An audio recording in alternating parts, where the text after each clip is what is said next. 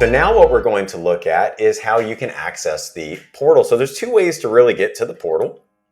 First thing I want to show you is when you are logged into our website, you go to My Map, and then you click the Map portal. All right, so you're going to see this little wheel. It's telling you, hey, there's some work being done. You can see that it took a minute for everything to populate. And look, this is our big money index. What's really cool about it is we are overbought as I go through this, but you can toggle on IWM, you can toggle on the diamonds, the Qs, whatever it is you want to do. So let's just do SPY. That's the easiest one. You can change it, right? 6 months. I like to do 6 months. It kind of shows the trend of where we are with everything. Here you can do the big money stock buys and sells, extreme buying, right? Very, very cool ETFs. Remember all that ETF buying we were seeing? Look at that. It has now started to slow. This is data that you're not going to get anywhere else. It's very, very awesome, very unique. Here we are. We're just looking at the daily counts of stocks and ETFs that are getting bought. So pay attention to that when there is a lot of action going on. So those are your big money charts. Let's go to our market cap chart. It's going to auto-populate to the latest date. You click submit. Sometimes it will auto-populate for yourself, but what do we see from February 10th? 30 stocks got bought, 12 stocks got sold, and it's very, intuitive. You come in here, you want to see what happened on a weekly basis. You just go here. You can see 244.97.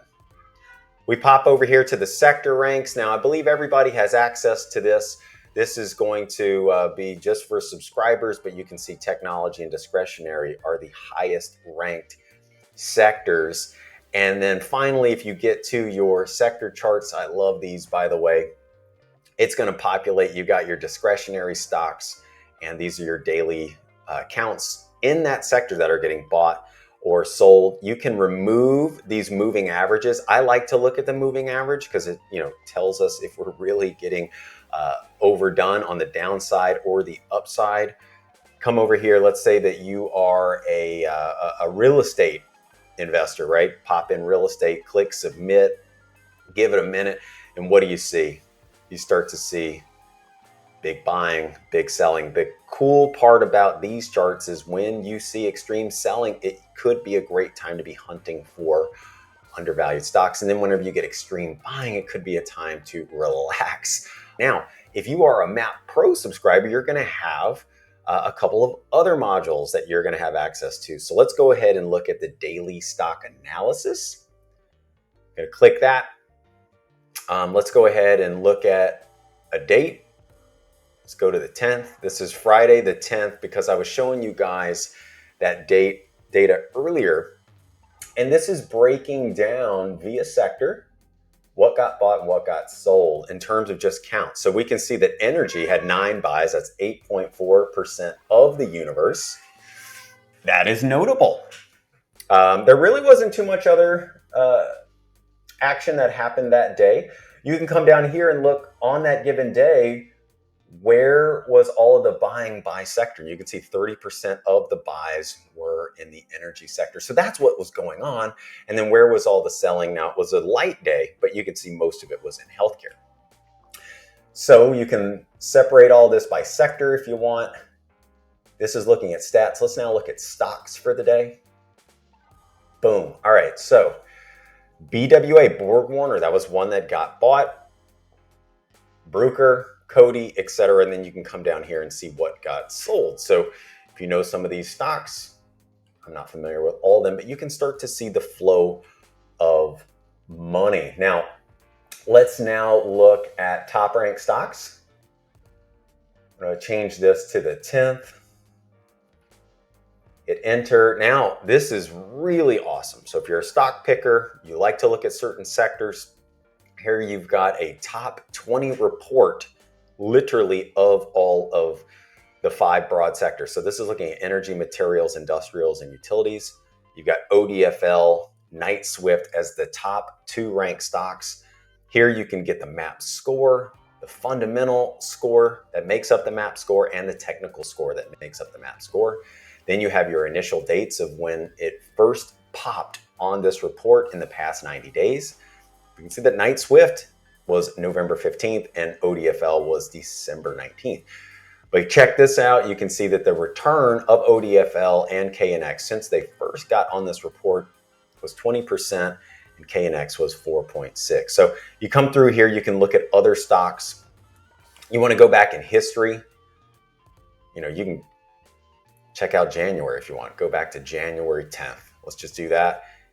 Hit submit. Then we go all the way back. So Southern Copper was a big name in this group. So now let's go over to our map view. This is one of our coolest pieces of research. So here, you know, it's going to auto-populate for Apple.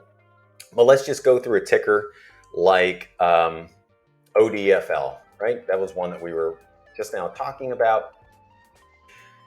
Give it a minute to populate. You got Old Dominion Freight Line. Here's the score.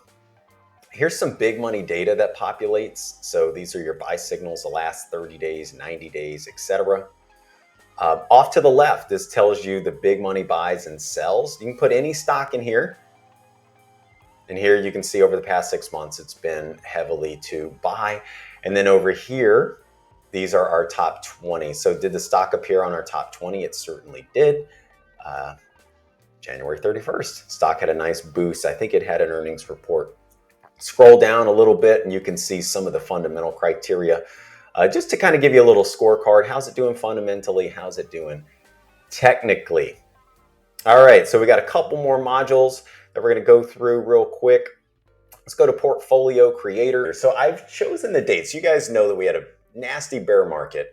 Let's look at all of our top 20 appearances from January 1st, 2022 through March 31st, 2022. And then we're just going to say 50 of the top recurring signals. So plot that date in, hit submit, and you're going to get some data here. So in this yellow area right here, that is going to be SPY, and then in green are going to be the top buys. So the important thing is this is going to plot out the hypothetical performance of the market and these 50 stocks starting with this end date. So March 31st through whenever. So as of this filming, it'd be February 10th. So I think the main thing is that these stocks have heavily outperformed the market compared to SPY. Now we can come down a little bit and see which stocks made the most signals in the top 20. So we could see that Murphy Oil was one of them, Deere, right?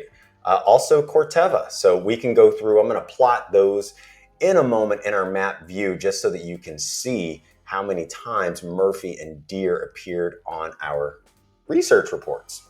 Let's go to map view real quick.